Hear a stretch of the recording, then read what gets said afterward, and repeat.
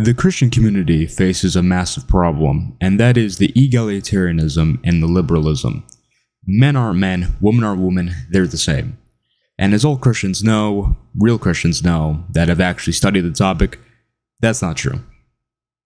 Men are men, women are women. They're completely different. There should be no blurring of the differences. They shouldn't be homogenized.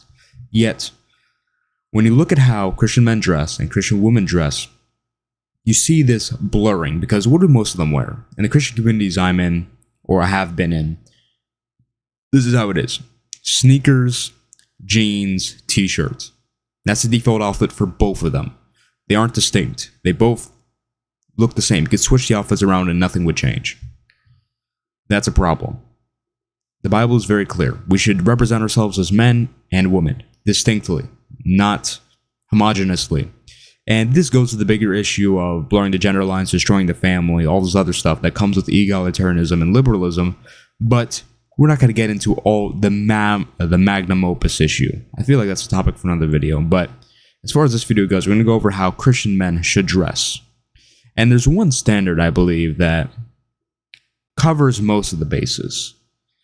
And that is, if a woman could wear her outfit and not look like a dyke, then you have a problem. If a woman tries putting on your clothing, of course, forgetting about the size and how it's cut, right? But if a woman could put on your outfit and not look like a dyke, you have an issue. And when I look at most Christian men, this standard, they can put their outfit on a woman and it will look completely normal. That's a problem. As a Christian man, you should dress distinctly from women. So this doesn't mean you should dress like a geek, because I feel like a lot of people immediately take this, okay, well, I gotta wear a suit and tie. Not really. Now, I personally wear suits, but I don't wear a tie. I wear it very informally. If I went to a formal occasion with the way I wear my suit, I would get kicked out.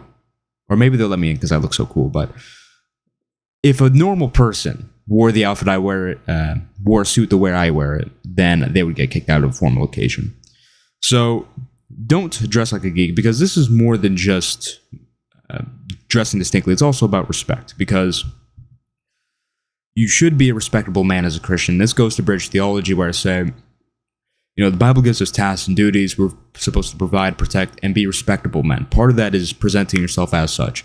And a lot of Christian men I see, the way they dress is just, there's no reason to respect them. Like a t-shirt. I don't want to say they don't look cool, because then that kind of makes it seem arbitrary, but there should be a sense of, okay, this guy is serious. This guy deserves some respect because of the way he presents himself. That's the message you should give off when you're dressing, and I feel like a lot of Christians don't give off that message. There's a lot of different ways of doing it. I'm not saying you have to dress like me with my suits or my biker jackets or my dress shirts, my boots, or whatever, right? And now you kind of have to know me in order to know that, because on my Instagram I only have a picture of one of my outfits. But that, if you look at my Instagram, you should get a pretty good example of the way I dress. Right? I remember there was some YouTuber that made up a phrase. It was like F-boy formal. Now, I personally don't call it that. I personally called it edged gentleman. I wear very traditional gentleman clothes, whether it be dress shirts, polos, suits, biker jackets, stuff like this, but I wear it very informally. So I undo the buttons at the top. Same with the polo, I leave it open. I wear chains, watch, boots. It's overtly masculine. Like, a woman couldn't wear my clothing and look like a woman. They look like a dyke. But at the same time, it's not like, the 1920s where it's like, well, suit and tie with a three-piece suit and tie. And I have nothing necessarily against wearing suit and tie. I feel like some people could pull it off. But as far as me goes, I mean, I could pull it off too. But as far as what I would prefer a more informal, formal type of clothing. It's casual. What is it, like smart? I wouldn't even call it smart casual. I'll just call it edge gentleman. My style, the best style. And obviously, if an occasion calls for a dinner suit with a bow tie, then I'll wear that. But, just going out in public, I wear very informal, formal clothing. Edge gentleman, I'll put it like that. And you can get a lot of inspiration on this. You could look at my Instagram. There's an inspiration for an outfit. Of course, if anyone compliments you, direct them to this channel. Tell them how amazing I am. Pinterest, look up masculine. Oh, well, you have to be like masculine, male, or men. Don't get stuck, because I've done this on Pinterest before, a long time ago when I was trying to figure out my fashion. When you put in masculine clothing, it's like a bunch of gay chicks that want to look like men. Oh, okay. Yeah, it's a bunch of gay chicks that want to look like men. So be careful with that. Don't dress like them, because they don't even dress like men, actually. And it was funny. I think on there I saw like, this is not how men should dress. And it was like a man in slacks, dress shirt, and he was well built. He was like, no. And then I scroll down to what he says was ideal. It's like this soft soy boy thing. Anyways, it's off topic. When you go on Pinterest, look up masculine men's outfits. Try getting through all the women trying to be men. Actually look at the outfits, and you'll see it's very simple clothing. All right, don't overcomplicate it. Like, a lot of people look at me and they're like, wow, you must spend a lot of time dressing because you look so good. It's like, not really. Even with my suit, I mean, it's a very quick outfit. Just keep the colors, and obviously, match it to your skin tone. Maybe certain colors won't look good on you because of your skin tone, but for me, I like black, I like dark red. I wear a lot of black, I would say. Cheetah print looks good on me, that type of stuff. It's very simple outfits. You just have to know what you're looking for. And I would say look for inspiration and figure out your own style. Don't dress a certain way just because I do. Don't dress a certain way just because someone else does it.